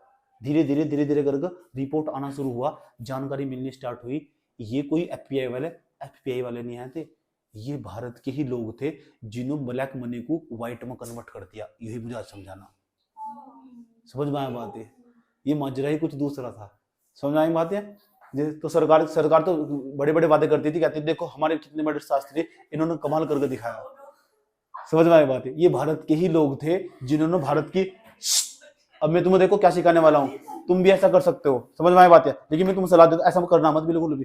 ठीक, तुम भारत के अंदर जो पैसा था ना, पैसा कमाया था जो भारत के, क्योंकि भारत के अंदर जो एक व्यवस्था थी, घाटे की वित्त व्यवस्था, जिसके तहत नोट छापे जाते थे, नेताओं के घर भर दिए जाते थे। बाद में जैसे रिपोर्ट आया ना कि भारत के अंदर जो लोग थे उन्होंने व्हाइट, जो एफपीआई रास्ता खोला गया था, व्हाइट कन्वर्ट करने, ब्लैक मनी को व्हाइट में कन्वर्ट कर दिया गया। कौन सी ब्लैक मनी हो और कैसे व्हाइट में कन्वर्ट करनी, ये समझना आज अभी टाइम पड़ा हुआ, 8 बजे नहीं पूरी समझना चाहते हो। हुआ था क्या, बड़ी दिलचस्प कहानी है। समझ में आया बात, मजा आ रहा होगा पूरा। ठीक, मतलब अभी मनमोहन सिंह की अभी तो पढ़ाई करी थी अब कहाँ ले आए ना। जाना चाहते हो? और पता इस टाइम पर डायलॉग भी ऐसे चलते, पिक्चर जितनी बनी हुई ना, इस टाइम की जो पिक्चर बनी हुई, बात ना करो, सुन लो पहले। अगर तू बात करनी तो पहले इसके साथ बात कर ले, सुन लो। उस टाइम पे जो पिक्चर हुआ करती थी ना, 1991-92 जो पिक्चर हुआ करती थी, उस टाइम की जो पिक्चर थी वे भी इसी बात पर बनाई जाती थी। उस टाइम में चलो बताओ, इस टाइम के फेमस हीरो का नाम बताओ। तो उस टाइम में अमिताभ बच्चन के समय में जो पिक्चर बनाई गई ना सारी, वे स्मगलिंग को लेकर बनाई गई, ड्रग्स, व्यापार, इन सब कुछ चीज को लेकर बनाई। ज्यादातर इन पे लड़ाई भेजा करती थी, सोने को गिरवी कर लेना। हाँ, ये तो मतलब ऐसी जो पिक्चर बनाई जाती थी। तो जो पिक्चर हो ना, भारतीय समाज का आईना हो, उस समय की जो पिक्चर बनाई जा रही है ना, उस समय वो घटनाएं पक्का घट रही होगी समाज के अंदर। जब तो मैं मूवी देखता हूँ इतनी सारी, क्यों देखता हूँ मैं मूवी, आया समझ में। कल भी मैंने 2 मूवी देखी थी, अब सोच सकते हो तुम, समझ में आया बात। 2 मूवी देखी थी मैंने। एफपीआई होगा, उसके बाद या सुन लो, एफपीआई वाले आए तो देखा माजरा ही कुछ दूसरा था। भारत के अंदर जो पैसा आया ना, वो भारत के ही लोगों ने ना, भारत के जो लोग थे, भारत के लोगों ने वही पैसा ना भारत की शेयर मार्केट के अंदर इन्वेस्ट कर दिया। वो भारत के बहुत बड़े बड़े दिग्गज लोग थे कौन, ये कांग्रेस की सरकार के बड़े बड़े नेता ही थे, बड़े नेता ही थे। आज भी करते हैं, बीजेपी के हो चाहे कोई सी नेता, सरकार के नेता हो, इनका ही पैसा। तुम क्या सोच रहे हैं कि विदेश में घूमने जाते हैं, ऐसे हाथ हिलाते हैं कि मेरे पास कुछ नहीं है, ये पैसा लेके जाते हैं, आया समझ में। और सारा पैसा वहीं डालते हैं खाते में जाके, ताकि यहाँ तो इन पर टैक्स लग जाएगा, तो सारा पैसे लेके जाते हैं, हाथ हिलाने जाते हैं, पैसा जमा करने जाते हैं वहां से, आया समझ में। तब भी यही हाल था, आज भी यही हाल है। सुनो तो पहले, समझो। अभी बताता हूँ तुम्हें कौन सी तो ये जो पैसा था ना, कैसे कैसे रात में व्हाइट कर दिया गया। तो उस टाइम पे डायलॉग चलते थे, पता क्या है, भारत के लोग पता क्या है, डायलॉग मारते जो बड़े बड़े लोग थे। पैसा है, उसने कहा हाँ है, ब्लैक मनी, हाँ, व्हाइट करना, हाँ, सरकार बहुत टैक्स लेगी। ब्लैक मनी को व्हाइट करना, ठीक, भारत सरकार ने मौका दिया ब्लैक मनी को व्हाइट को कन्वर्ट करने का। उसने कहा क्या है, एफपीआई, अपना जो पैसा है ना वो वहाँ पहुँचा दो बाहर। कहाँ पहुँचा दो, बाहर पहुँचा दो। उसने कहा कैसे जाएगा, उसने कहा कि तुम ना एरोप्लेन में जाओगे तो फंस जाओगे। उसने कहा अगर एरोप्लेन में जाओगे ना तो एरोप्लेन में जैसे जाओगे तुम पता, अगर कोई व्यक्ति, कोई भी बाहर का व्यक्ति, चलो एक रूल समझाता हूँ, तुम अगर तुम यहाँ तो बाहर जा रहे हो घूमने, तुम नहीं, कोई फॉरेन व्यक्ति आया, अब भारत आया, घूमने आया और घूमने जा रहा और उसकी जेब में 10,000 रुपये पड़े हुए, जैसे एयरपोर्ट पर जाकर ना चेकिंग होगी, 10,000 के 10,000 रुपये बाहर निकलवा लेंगे जाएंगे। और 10,000 रुपये जब बाहर निकलवा जाएंगे, जितने पैसे होंगे रुपया उसकी जेब में, गांधी जी के नोट होंगे, मेरे कहाँ लेके जा रहा था, उसको सारे पैसे बाहर निकल जाएंगे। क्योंकि भारत सरकार का ना एक नियम है, पता कौन सा नियम है, उसका नाम है फेमा। फेमा, फेमा और फेरा, FERA, फेरा, foreign exchange management act, foreign currency exchange management act. यदि फॉरेन करेंसी को एक्सचेंज करना होगा तो वो बदलो, कहाँ जा रहे हो, उसका मैनेजमेंट करने के लिए एक एक्ट बनाया, अधिनियम बनाया गया। पता कब का, मिसिज ने बनाया था। मिसिज का नाम 1973 बनाया था। मिसिज समझ गए होंगे, इंदिरा गांधी के, आए समझ में, समझ गए ना बात, ये मिसिज ने बनाया था। तो जो समझ गए ना, तो मिसिज के द्वारा जो एक्ट बनाया गया था उसका नाम था foreign currency exchange management act, नाम है फेरा। फेरा, फेमा, आज इसका नाम फेरा हो चुका, संशोधित करके इसका नाम फेरा होगा। ठीक, इसका नाम मैनेजमेंट था ना, इसका नाम रेगुलेशन होगा, regulation act, foreign currency exchange regulation act, foreign currency regulation exchange act. Foreign currency को ना रेगुलेट करने के लिए, नियंत्रित करने के लिए, सुनो भाई, अच्छा, वो हेक्सोनिया नाम की लड़की थी, वो आया समझे, मेरी फ्रेंड थी, वो आई थी भारत के अंदर घूमने, वो कहने लगी मुझे आपके यहाँ के गांधी जी बहुत प्यारे लग रहे। अच्छा, गांधी जी बहुत प्यारे लग रहे, अपने देश लेने आती हो, गाड़ी में तो छुपा के लेके जाऊंगी। मैंने कहा कितने नोट है, कहने लगी 10,000 बाबूजी। ठीक है, मैंने कहा बाबूजी धीरे चलना, प्यारे में जरा समझना, वहीं चेकिंग होगी। उसने कहा चेकिंग होती तुम्हारे यहाँ? हाँ हाँ। मैंने कहा हाँ। तो कह रही कौन सा नियम है तुम्हारे यहाँ? मैंने कहा कब आई तुम घूमने? 2019 में आई, 2019 की बात बता रहा हूँ। अच्छा, मेरी चेकिंग होगी यहाँ तुम्हारे यहाँ? मैंने कहा चेकिंग नहीं हुई, खतरनाक वाली चेकिंग होगी। वेरी कुछ तुम्हारे यहाँ भी रूल रेगुलेशन है? मैंने कहा हाँ है। वेरी बताना अपने नियम यहाँ के। मैंने कहा उसका नाम है फॉरेन करेंसी, मैंने कहा पहले उसका नाम था foreign currency exchange management act 1973, Mrs ने बनाया था। मैंने मिसिज कौन थी? मैंने इंदिरा गांधी। मेरा कैसी बातें करते हो। अच्छा चलो, इतना भी सही था, इतना ही सही नहीं था। उसके बाद कहने लगी, मैंने कहा अब जो उसका नाम भी बदल गया, पहले तो मैनेजमेंट ही करे थे, अब सीधा नियंत्रण करा, आया समझ में। अब regulation, foreign currency exchange regulation act 1973, इसे बदल दिया गया। जब बदला होगा उसका नाम आ जाएगा, जब बदल दिया होगा 2013 के आसपास बदला होगा सर। ठीक, अब जब बदल दिया गया, इसमें बता क्या क्या रखा, भारत का कोई भी नागरिक जो नहीं, भारत का नागरिक नहीं है, गैर निवासी, भारत का निवासी नहीं है, वो ना बाहर एक भी रुपया वापस नहीं लेगा जा सकता भारतीय करेंसी का। वह बात लोगो, लेकिन फिर भी कुछ लोग ऐसे हों जिन्हें बहुत लगाव हो कि मैं बाहर जाऊंगा तो फिर भी अपने बच्चों को दिखाऊंगा, देखो भारतीय रुपया में घूमने आया था। आया समझ, कोई बाहर का व्यक्ति आया, अपने बच्चों को दिखा रहा खोल कर, देखो मेरे पास डॉलर भी है, विदेशी करेंसी भी है। हो नहीं है ऐसा, होता नहीं, हो नहीं होता। ठीक, ऐसे हो तो बहुत सारे, क्यों? क्योंकि वे कस्टम अधिकारी ने जो चेकिंग करो उन पर रिक्वेस्ट कर लो, 1-2 रुपए तो चल भी जा, देखो आया समझ में, इतना जो कस्टमर छोड़ भी दे, क्योंकि सांस्कृतिक रूप से जुड़ा हुआ हो ना, अपने बच्चों को दिखाने के लिए उसको सेलिब्रेशन करवा कर रख लिया, पर्स रख लिया, इस टाइप से वो दिखाने के लिए हो, दिखावटीपन हो कि हम देखो दूर दूर घूमते हो। इतनी बात बताओ, समझ में आई नहीं है? कोई प्रॉब्लम यहाँ तक? समझ में आया बात? पता लग गया क्या हो, यहाँ तो चल जा। लेकिन भारत के फेमा और फेरा रूल, फेरा एक्ट के तहत 1973 के तहत आप अगर भारत के निवासी नहीं हैं तो भारत की करेंसी का एक भी रुपया बाहर नहीं ले जा सकते। जो एक्सोनिया थी ना, एक्सोनिया थी, उसका बैग चेक करा, बैग चेक करने के बाद मुझे फोन करी, बेबी, नहीं बेबी थी। सुन लो, प्लीज सेव मी, मुझे बचाओ। मैंने क्या हुआ, इन्होंने मुझको पकड़ लिया है, इधर देख लो। मैंने कैसे पकड़ लिया है, हमारी चेकिंग कर रहे हैं। मैंने क्या करेंगे ही वो तो। मैंने हम तुमको समझाया था कि हम सोच रहे थे चोरी से लेके जाएंगे। मैंने कहा अचार भी नहीं लेके जा सकते, अचार भी नहीं लेके जा सकते, ये तो करेंसी है, नहीं लेके जा सकते। मैंने कहा एक्ट पढ़ा था, नहीं तो कहा था फिर एक्ट पढ़ के जाती ना, उसके पैसे जब्त कर लिया गया, वहीं जब्त कर ले जाएगा, ये तो करेंसी लेके जाओगे, नहीं लेके जा सकते ना। अब सुन, तो सवाल ये है कि जो भारत के नेता ये पैसा बाहर कैसे लेके चले गए, ये समझाना चाह रहा हूं मैं तुमको। अरे फिर कैसे ब्लैक व्हाइट में कन्वर्ट करके लेकर आए? क्योंकि भारत के निवेश को नहीं तो भारत में पैसा इन्वेस्टमेंट करा एफपीआई के तहत।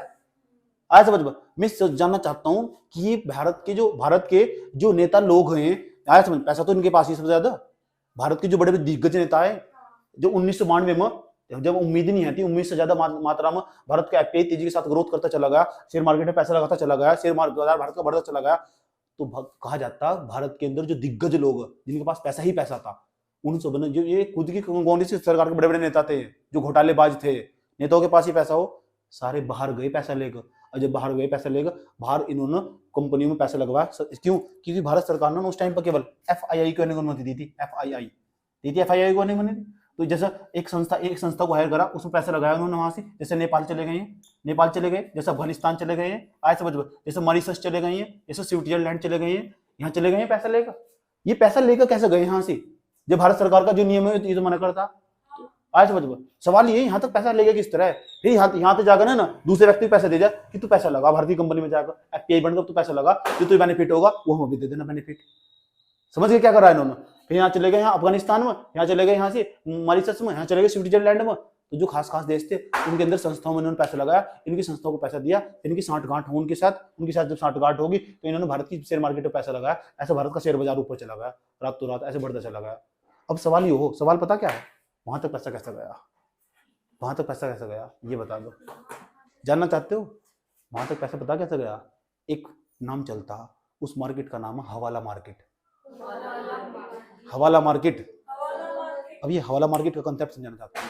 दूसरा, तुमने एडिटोरियल पढ़ा होगा मनी लॉन्ड्रिंग, पढ़ा मनी लॉन्ड्रिंग। आप दोनों चीज समझने वाले, दोनों चीज समझने वाले। समझना चाहते हो तुम? समझ में आया बात है? मैंने सब चीज का जवाब इकोनॉमिक्स में। यार इकोनॉमिक्स तुम्हारे आसपास, मैंने पिक्चरों तो सीखा, कहीं तो नहीं सीखा। मैं जितना तुम पढ़ा रहा हूँ एक्चुअली में किताब पढ़ने का ज्यादा कम याद रहा, पिक्चर देख कर ज्यादा याद रहा मुझे। आया समझ में? अब देखो यहाँ ध्यान से, तो हवाला मार्केट क्या, कौन सी मार्केट है? हवाला मार्केट ऐसा मार्केट है किसी को कुछ नहीं देना। अब देखो हवाला मार्केट तुम्हें समझा रहा हूँ कितनी खतरनाक मार्केट है, आज भी मौजूद है। कहते हैं इसका जो विस्तार है ना, इस मार्केट का जो विस्तार हुआ था उस सिल्क रूट के समय तो माना जाता। आज भी तुम हवाला मार्केट का वीडियो भेजूंगा, वो भी देख लेना, अपने ग्रुप में भेजूंगा हवाला मार्केट का वीडियो, बीबीसी न्यूज वाले चैनल पर हवाला मार्केट का। आज तुम घर जाकर सर्च भी करना हवाला मार्केट क्या हो। समझ में आया बात है? अभी मैं दो चीज समझाने जा रहा हूँ, तुम कैसे पैसे बाहर लेकर गए हैं, कैसे पैसे बाहर लेकर गए और कैसे पकड़े फिर क्यों जाते हैं। समझ में आया बात है? ये मनी लॉन्ड्रिंग क्या हो। और चलते हैं, इतना बताओ, समझ में आया नहीं? मजा आ रहा नहीं आ रहा? ठीक, पैसा ब्लैक को कैसे व्हाइट में कन्वर्ट हो रहा देख लो। ये तो टैक्स की चोरी हो रही। ये पैसे बाहर क्यों लेके जा रहे? ये पता पैसे बाहर क्यों लेके जा रहे?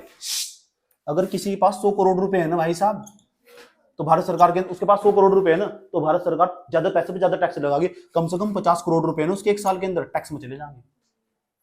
कम से कम 50 करोड़ रुपए इतना टैक्स लगाती है भारत सरकार। तो फिर मनी लॉन्ड्रिंग हो क्यों ना, हवाला मार्केट में पैसा पहुंचाओ क्यों ना। 100 करोड़ रुपए, अगर तुमने 100 करोड़ रुपए कमाए ना, तो 50 करोड़ रुपए का टैक्स लगा देगी तुमको। तो हर इंसान क्या करेगा, यार मैं ऐसा काम करूंगी 50 करोड़ रुपए मेरे बच जा। आज समझ, अगर ये 100 करोड़ रुपए को ना सेफ रखना चाहेगा तो 100 करोड़ रुपए पर टैक्स नहीं देना चाहेगा। जब टैक्स नहीं देना चाहेगा, ऐसी मनी को बोलेंगे ब्लैक मनी, जो टैक्स से बचने की कोशिश कर रहा है, इसे बोलते हैं ब्लैक मनी। जैसा हमने कुछ दिन पहले हमारे पर ना, अगर किसी व्यक्ति भारत पर स्टैंप पर जाने टाइम में अगर 5 लाख तो ऊपर उसके खाते में चले जाना, तो टैक्स देना स्टार्ट कर देगा। जैसे हमारे खाते में 10 लाख रुपए पड़े थे, तो हमारा 10,000 रुपए एक साल का टैक्स कट गया, तभी हमने एक प्लॉट खरीद लिया तुरंत। आए समझ, हमने सोचा अगले साल टैक्स नहीं देगा। समझ में आया नहीं बात है? 10,000 मेरे खाते में चला गया। ठीक, अब तुम थे वो तो मेरे आदमी, समझ में आया बात है? खरीदना पड़ा हमें। समझ में आया बात? क्योंकि हम 10,000 खाते तो हमारे टैक्स कट चुका था। अगर 10 लाख से ज्यादा हो जाए तो खाते में टैक्स 10,000 रुपए कट चुके थे हमारे, कट गए क्योंकि हम भारत सरकार के जो जीएसटी के तहत है ना उसमें आ जाते हैं। 5 लाख से हमारे खाते में ज्यादा हो चुके थे। अगर इस बार भी हमारे खाते में 5 लाख से ज्यादा हुए ना, तो समझ जाओ एक साल के हमें 10,000 रुपए देने ही पड़ेंगे। समझ में आया बात है? हाँ, ऑटोमेटिक पैन कार्ड नहीं लगाओ। पैन कार्ड किस काम की दबाओ? वो पैन कार्ड इसलिए बनवाया जा रहा है, तुम्हारे खातों पर नजर रखी जा रही है कितने पैसे पड़े तुम्हारे खातों में, सब पता हो ना। पैन कार्ड ही हुई है। पैन कार्ड का मतलब ही क्या हो? पैन कार्ड की फुल फॉर्म पढ़ना कर जाएगा, पता लग जाएगा तुम्हें। फिर पैन कार्ड क्यों बनाया गया? ये हो पैन कार्ड का मतलब, ये खाते पर नजर रखी जा, अकाउंट में नजर रखी जा कितना पैसा कहां से आ रहा। बात समझ में आई? दूसरी खास बात, तो जो सरकार है ना, जो ज्यादा पैसा कमाएगा ज्यादा टैक्स देगा।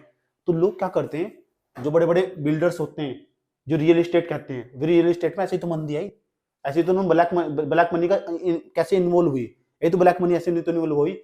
जो कि ब्लैक मनी ऐसे इन्वॉल्व हुई, ये अपने पैसे को ना व्हाइट में कन्वर्ट करना चाहते हैं। तो पता क्या करते हैं, अब देखो क्या करते हैं। अब मैं तुम्हें समझाने जा रहा हूँ कि हवाला मार्केट क्या हो, वैसे समझाना चाहिए क्योंकि तुम फिर इसका इस्तेमाल कर सकते हो ना आगे जाकर, जब बड़े बड़े बन जाओगे। समझ में आई बात है, बड़े बड़े बन जाओगे, जैसे बड़े बड़े बन जाओगे तुम, IAS अधिकारी बन जाओगे, तुम हवाला मार्केट का सहारा लोगे, मुझे पक्का विश्वास है तारा को।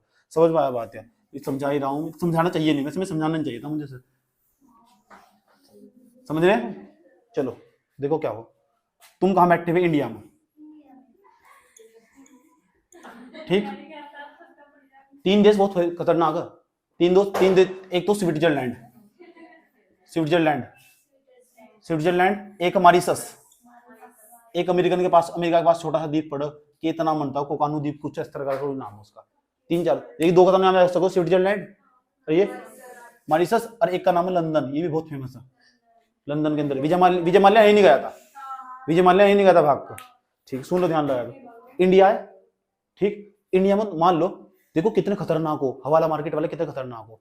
पानी के जहाज तक पैसे लेके जाते हैं, पानी के जहाज तक पैसे पहुंचाते हैं, बड़े खतरनाक तरीके तक पानी के जहाज तक पैसे पहुंचाते हैं, बोरियों भर भर के पहुंचाते हैं पैसे, और कस्टम अधिकारियों की सेटिंग होने की, ठीक। और इनका एक कोड चलता है, जो हवाला मार्केट है ना, इसमें कोड चला, जैसे आया समझ, तो ये कोड चला ना, कोई समझ नहीं पाता, फोन पर अगर रिकॉर्डिंग में समझ नहीं आता, तो बोलेंगे चिड़िया, ऐसा कोड होगा उसमें, चिड़िया का मतलब 10 करोड़ रुपए, ऐसा समझ। उसने कहा तोता, तो 5 करोड़ रुपए, ऐसे कोड चलते हैं इनके, रियलिटी में कुछ भी कोड बना देते हैं, आया समझ में।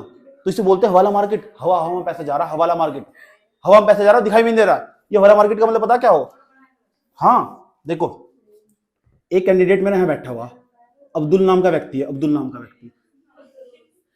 व्यक्ति है,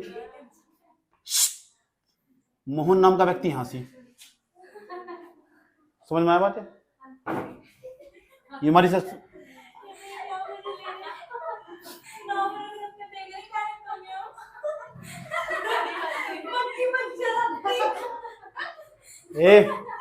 चुप हो जाओ, पैसे दो कैसे, ठीक। चलो तुम्हारा एग्जांपल लेते हैं, हेलो, चलो रीजनल उदाहरण लेते हैं। मीनू रातों की नींद छीनू, ये मुझे उसका लगता नहीं, काजल जो घोटाला करने लायक है। एम का मतलब कोई मान लो, एम का मतलब मीनू ले लो, चलो कोई बात नहीं। SC मनन को ले लो, चलो ईशु को ले लो, चलो आया समझ में। कॉन्टैक्ट इनके सुन लो ध्यान से अच्छे तरीके से, ये कौन है, ये जो हवाला मार्केट के कैंडिडेट है, आया समझ में, जो भयंकर तरीके थे, इनके पास छुरे हथियार सब रहते हैं, सब इनके गुप्त कैंडिडेट, लैपटॉप ओपन की आईडी भी अलग अलग टाइप की, समझ में आई बात है। इन्हें कोई पकड़ नहीं सकता, जाना नहीं, देखा नहीं, किसे पहचाना नहीं, इनके पास 50 आईडी, किसी भी देश में जा सकते हैं, किसी देश में आ सकते हैं, पैसे की इनके पास कोई कमी नहीं है। ये वे इंसान है, ये काजल, ये बैठी हुई है इसी देश के अंदर, होने के अंदर, आया समझ में। इसका इतना बड़ा नेटवर्क फैला हुआ, जंजाल फैला हुआ इनका। अब कोई नेता, यहाँ नेता, ये सुनो ध्यान लगाकर, साइड में बैठी हुई, कौन बैठी हुई, ये बैठी हुई मामा जी, नाम क्या है इनका, प्रियंका। ये कॉन्टैक्ट पता किससे करेगी, ये कॉन्टैक्ट करवागी अपने कैंडिडेट के जरिए ना, इसके पास कॉन्टैक्ट करवागी। जो कॉन्टैक्ट करवागी ना, कॉन्टैक्ट करवाने के बाद इस पैसे को मेरे पास 300 करोड़ रुपए, 300 करोड़ रुपए, और इन 300 करोड़ रुपए को ना स्विट्जरलैंड में लेके जाना। 300 करोड़ रुपए है ना, 300 करोड़ रुपए इन्हें स्विट्जरलैंड में लेके जाना, इसका मानना है। नेता यहाँ किया, CM है, मुख्यमंत्री है उत्तराखंड की, यूपी की मुख्यमंत्री मान लो सर, आया समझ में, कोई दिक्कत थोड़ा ही है। प्रियंका जी यूपी की मुख्यमंत्री, 300 करोड़ रुपए, 300 करोड़ रुपए को स्विट्जरलैंड लेके जाना, यार पता भी नहीं चलने का, चंद सेकंड में। ये काजल गाड़ी नंबर कोड पता क्या क्या, सुनार, इसका मतलब नाम रख देना, कुछ भी कोड दे दे यार, कुछ भी कोड दे दिया उसने, कहा ठीक है, ये भी कोड में बात करेगा यहाँ से। ये बैठी है मीनू यार ना सीधी, जो काजल है, मीनू को फोन लगागी और अलग सिम तुरंत काट कर, सिम काट कर फेंक देगी तुरंत। ये कहेगी 300 करोड़ रुपए बुक कर दो, बुक कर दिया। उसने कहा ये ना इस बैंक में यहाँ ए नाम के व्यक्ति तक पहुंचा दो, और जो है ना ये प्रियंका, इसका जानने वाला ए नाम का व्यक्ति, कोई ए नाम का मान लो, क्या कहते हैं, सालू कोरी नाम के मान लो, इसकी जानने वाली है।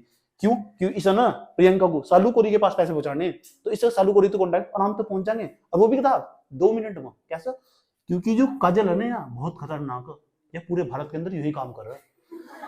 300 करोड़ रुपए से मामूली सी बात है, बैठे हुए 50-60 आईडीज के पास, 50-60 आईडीज के पास 300 करोड़ रुपए तो बहुत मामूली सी बात है इसके लिए, बहुत मामूली सी बात। अब ये 300 करोड़ रुपए है ना, आराम से फोन करा ना, इसके पास ना, मीनू के पास, इसके भी पास पैसे कमी काम ही है इनका। आज समझ में 300 करोड़ रुपए, सालों के पास 300 करोड़ रुपए पहुंचा दिया इसने। अब इसका और इसका अच्छा खासा संबंध होगा इसका, क्योंकि दोनों का काम एक ही जैसा ही है। आज समझो, अब यह ना पानी के बोरी के जरिए रास्ते भरेगा, कुछ भी पानी का जहाज जाएगा, इसके देश में जाएगा, यहाँ से स्विट्जरलैंड में आराम से पहुंचा देगी पैसे प्यार के साथ, कभी पहुंचा देगी। लेकिन ये ना इसके पैसे से कन्वर्ट करने में कुछ टैक्स ले ली, वो टैक्स लेगी बहुत कम मात्रा में, इसलिए ऐसी मार्केट को हम हवाला मार्केट बोल रहे हैं। पैसा ही पहुंच गया 2 मिनट में वहां से, इनने पैसा अपनी तरफ दिया उस मीनू को, और मीनू को पैसा पहुंचा गई। ये कौन से रास्ते, पानी के जहाज के जरिए, अलग अलग टाइप से हो, वो इनका काम है। किस तरह चोरी करने के बाद ड्रग्स भी ऐसे पहुंचाते हैं, आज समझ लो। और जो ना पैसे को भेजना हो, जो ऊपर पैसा गया हो 2-3 मिनटों में, जो ब्लैक तो व्हाइट में कन्वर्ट होगा, समझ में आई बात है, जो ब्लैक तो व्हाइट में कन्वर्ट होगा, इसका नाम था हवाला। इस ऐसे मार्केट को, ऐसा जो बाजार चल रहा पूरा का पूरा, इसे बोलते हैं हवाला मार्केट। और इस तरह जो पैसा नीचे करके पहुंचाई जाना, नीचे करके जा रहा, टर्न करके जा रहा, उसे बोलना मनी लॉन्ड्रिंग। ऐसे समझ, मुझे पैसा पहुंचाया जा इस तरह करके, और जो हवा में जा रहा है उसे बोले हवाला मार्केट, हवाला मार्केट। ऐसे समझ। लेकिन कुछ कंट्री तो ऐसी जिनके पास ना तो रहने के लिए है, ना खाने के लिए है, अपने देश का खर्चा कहां से चलाओ, ऐसी कंट्री का साफ कहना, कोई हमारे देश, हम देश है स्वतंत्र, हम संप्रभु, तुम हमें रोक नहीं सकते। स्विट्जरलैंड यही काम करो, अपने देश की इकोनॉमी इसी वजह से चलाओ, इसीलिए फेमस है, ऐसे ऐसे लोगों को आने की परमिशन दे। आज समझ। और जो मॉरिशस है ना, मॉरिशस रूट, मैंने कहा मॉरिशस रूट सिंगापुर रूट क्यों फेमस है, इसलिए तो फेमस है। आज समझ। सरकार इनके साथ टैक्स नहीं लगा सकती, तो मॉरिशस सिंगापुर के बारे में बाद में समझाऊंगा। मॉरिशस और ये स्विट्जरलैंड, 2-3 देश और ऐसे, इन लंदन भी ऐसे इन हेवन कंट्री बोल रहा, हेवन कंट्री। आज समझ, इसीलिए हम फेमस हैं, समझ में आते। हेवन कंट्री का मतलब ये इसीलिए फेमस है। बस किसी तरह स्विट्जरलैंड पहुंचा दो तुम पैसा। आज मैं 2-3 वीडियो भेजूंगा और तुम देख लेना हवाला मार्केट के बारे में। चुप हो जाओ, इतनी बात बताओ, समझ में नहीं, ठीक। जो मनी लॉन्ड्रिंग का काम बड़े स्केल पे चल रहा है, और जो हवाला मार्केट है ना, बहुत तेजी के साथ फल फूल रहा। अब बताओ, जो 1992 में हुआ था, 1992 में हुआ था, तो भारत के नेताओं ने ना इस तरह ही वहां पैसा भेजा, और वहां से ना फिर वहां की कंपनी के द्वारा उनका ही पैसा, इनका ही पैसा फिर यहाँ की कंपनी में लगाया, भारतीय कंपनी में, अपना ही पैसा अपनी भारतीय कंपनी में लगा दिया, लाके जाकर लगा दिया। वो जो पहले ब्लैक था वो व्हाइट होगा भैया, शेयर मार्केट में आएगा। अब क्या दिक्कत होगी, अब जो शेयर खरीद कर रख ले पड़े रहो 56 साल तक, 50 साल तक, क्या दिक्कत हो रही है, उसका पैसा जब व्हाइट होगा, टैक्स देने की जरूरत नहीं है। जब एफपीआई में लगागा, एफपीआई में टैक्स की दर कम नहीं है। आया समझ में। अगर भारत में होता तो टैक्स ज्यादा था, भारत में होता उसका पैसा पड़ा रहता, तो भारत सरकार कितना सारा टैक्स लेती, उसको 300 करोड़ हो तो कम से कम 150 करोड़ खाली कर देती, नहीं उसका पैसा व्हाइट होगा। देखो ऐसा भारत के अंदर हुआ। आया समझ में। कोई दिक्कत यहाँ तक, कोई प्रॉब्लम है यहाँ तक? कहां तक बचोगे भ्रष्टाचार में, बताओ। मनी लॉन्ड्रिंग इतना ही नहीं, चल भारत सरकार कहती है, तुम कहां तक, भारत सरकार कहां तक टैक्स कर सकती है, ये बड़े खतरनाक हो, सुन लो, ये बड़े खतरनाक हो मनी लॉन्ड्रिंग वाले। अब सुन लो, इसका कॉन्टैक्ट पता किसके साथ है, स्विट्जरलैंड वाले, इसका मीनू कॉन्टैक्ट है ईशू के साथ। सच में ईशू के साथ कॉन्टैक्ट है इसका। और ये ईशू ना, ये गैम्बलर है, ये इतनी खतरनाक भयंकर तरीके, इसका नेटवर्क सिमरन के साथ है। आया समझ में। यह भी दबंग, ये पैंट शर्ट पहन कर रखती है और 4 बंदूक इसके हाथ में, हाथ पैर में सीधे शूट करती है तेरी। आया समझ में। रोकड़ा निकाल, ऐसा करके उड़ दे तेरी माँ की। इस टाइप की हुए, सुन लो, ध्यान लगाएगा। ईशू के बारे में सुन लो, ठीक। इसे जबरदस्त तरीके से नॉलेज है, यहाँ बैठी मैं लंदन के अंदर। या लंदन वालों ने पता क्या कह रखा, लंदन वाले इतने खतरनाक, तुमसे पूछा तुमने ऐसे लोगों को आने की परमिशन क्यों दे रखी, क्योंकि कह रहे हम अतिथि देवो भव, हर इंसान हमारे देश के अंदर आया हुआ इंसान मेहमान है, इसलिए हम चाहे कोई भी मनी लॉन्ड्रिंग वाला स्वागत है, तो विजय माल्या जब तो गया वहां। ये जान पूछ कैसा करते हैं भाई साहब, मानव अधिकारों की तो बस चिल्ला की बात है, कह रहे मानव अधिकारों को बढ़ावा देते हैं। तो यूं बताओ, पूरी दुनिया की सरकार को मिलकर इन पर टैक्स लगाना चाहिए, इन्हें बंद कर देना चाहिए ऐसे देशों को, नहीं। लेकिन हम कर भी तो नहीं सकते, यूएन के रूल रेगुलेशन भी तो कहते हैं संप्रभु देश पर कोई आवाज नहीं उठा सकता, लेकिन सारे देश मिले ना तो आवाज उठा सकते हैं, सारे देश मिले तो यूएन में प्रस्ताव लागा।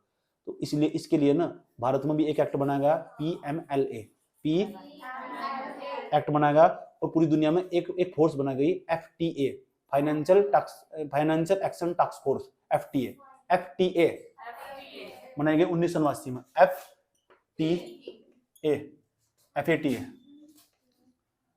FATA financial action task force, FATA, FA financial action task force, FATF, इसे बोलते हैं फाइनेंशियल एक्शन टास्क फोर्स। तो बनाई गई है 1989 में।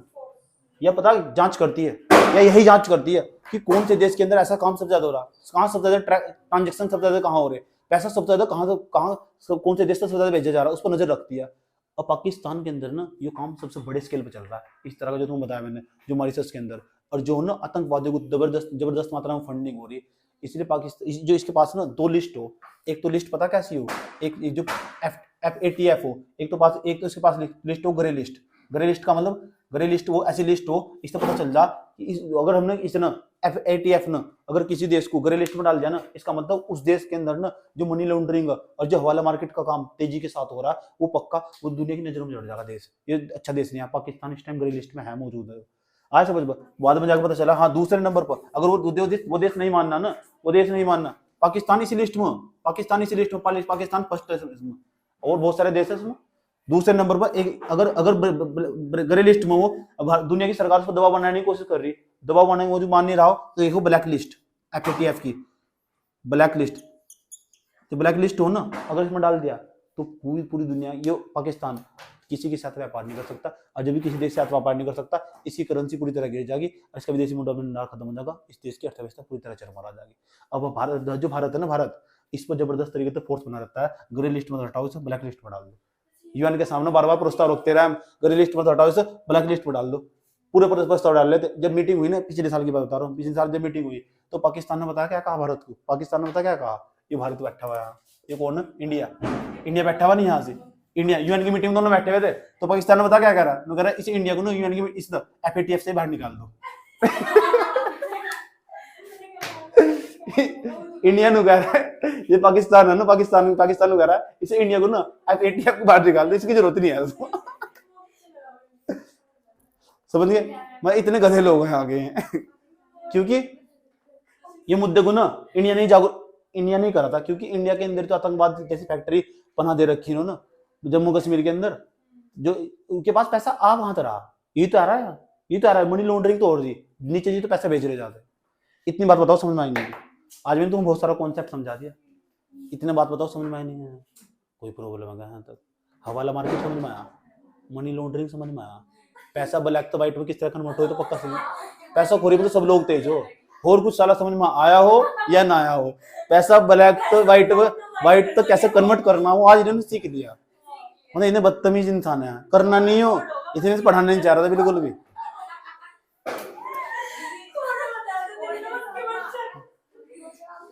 ठीक, लोग ऐसे दिमाग की खेलते हैं कि पैसा कैसे आता भेजा जा ताकि टैक्स से बचा जा, और टैक्स की चोरी बहुत अधिक मात्रा में भारत के लिए, भ्रष्टाचार एक बहुत बड़ी समस्या, कितनी बार समझाया डीएनए में फंसा हुआ के भ्रष्टाचार, समझ में आया बात यार, टैक्स बहुत बड़ी समस्या भारत के लिए, टैक्स की बहुत चोरी हो रही आज भी।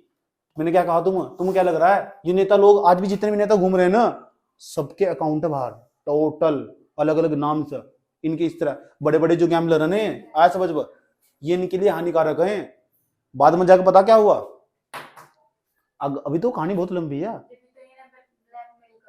हाँ, जब बाद में जाकर पता क्या हुआ, बाद में जाकर ये हुआ, सुन लो, बाद में जाकर ये जब अकाउंट नहीं, सबके अकाउंट जब बाहर जाते हैं तो कहते हैं खाली हाथ जाते हैं, हाथ हिला दिया, ये खाली हाथ नहीं आए हैं, ये चेक कराना है यहाँ से, कहते आज हमारे भारत के राजदूत इसकी यात्रा पर है, तो सुख बताने का नहीं तुम्हें, कोई चेक करने गए, उसका पैसा सेफ है भी नहीं है उस देश में, समझ में आया बात है, तो पता ही क्या है दुनियादारी का, ये बड़े बड़े नेताओं का काम है, समझ में आया बात है, इनका पैसा सेफ है भी नहीं है उस अकाउंट में, ये चेक करने जाते हैं, समझ में आया बात, ठीक, इनके जो कॉन्ट्रैक्टर ना वहीं रहते हैं सबके, समझ में आया बात, ऐसा ब्लैक जो पैसा ना ऐसा ब्लैक से व्हाइट में कन्वर्ट हो रहा है, मनी लॉन्ड्रिंग को कैसे रोका जाना चाहिए, इसलिए सवाल तुमसे पूछा जाएगा वहां से, मनी लॉन्ड्रिंग, FATF, ये सारे सवाल पूछे जाते हैं, कौन कौन से कानून, कौन कौन से नियम, ये जो पढ़ना सब यूपीएससी में, और क्या सिलेबस है यूपीएससी में, भारत की समस्या देखने का।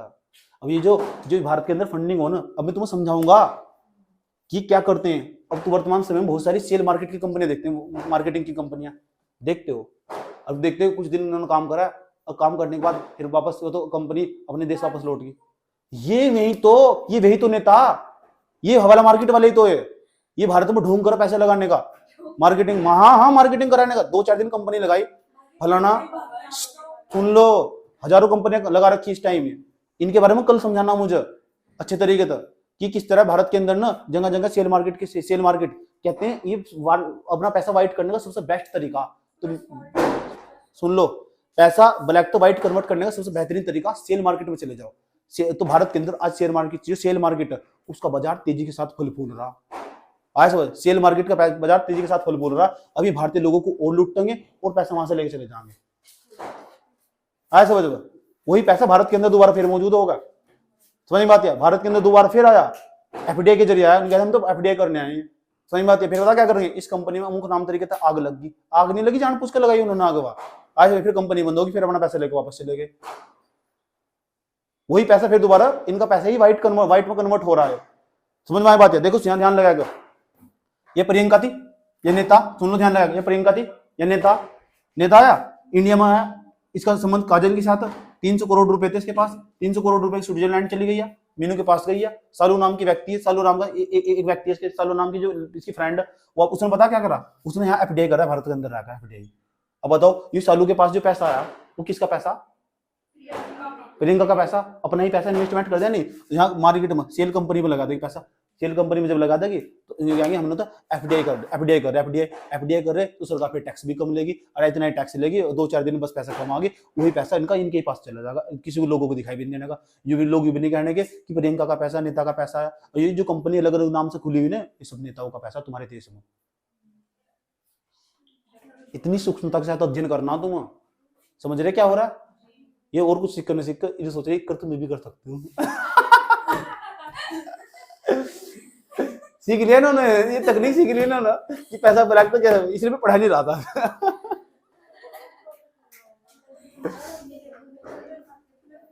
लोगों को क्या लग रहा है? लोगों को लग रहा है कि कंपनी खोल रखी है। और सबसे खतरनाक काम पता कहाँ हो रहा है आज वर्तमान समय में? सेल मार्केट में। इसलिए तुमने जो प्रधानमंत्री ने ये जो कहते हैं कि भारत का भविष्य इसमें नहीं है, सेल मार्केट में जाओ, वहां भी बर्बाद कर दो, तुम्हें जाएगा, वहां भी तुम्हें बर्बाद कर देंगे, तबाह कर देंगे तुम्हें। भारत के लोगों की तो समझ है नहीं, आया समझ में? ठीक, भारत के लोग बहुत आशावादी हो, उन्हें दिखाई दे हम 2-4 दिन में 10 दिन में अमीर बन जाएंगे। हाँ बस बढ़ेगा तो पैसा डाल दो, फिर क्या दिक्कत हो रही? इतना बात बताओ, समझ में नहीं है? कोई दिक्कत? अरे कोई दिक्कत?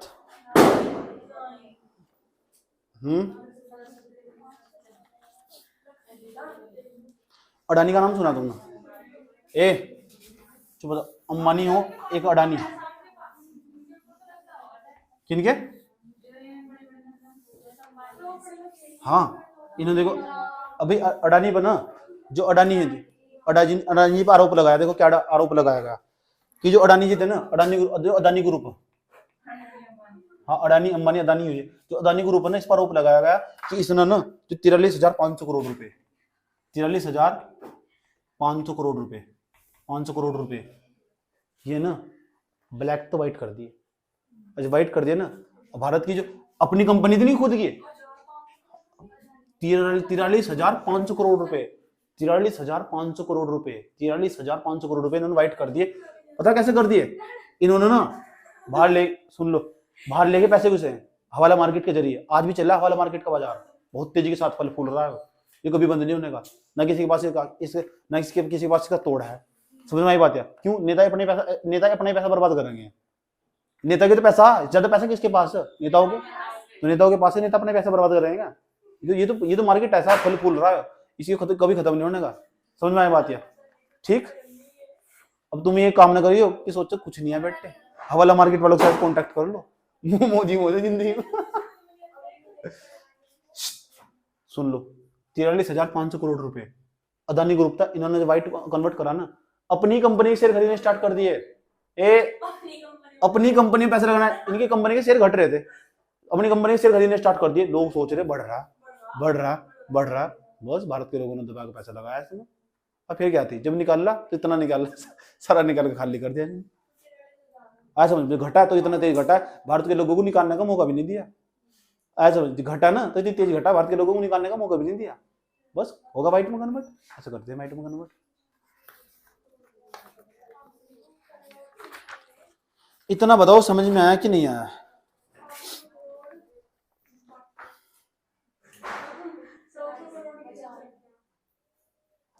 ठीक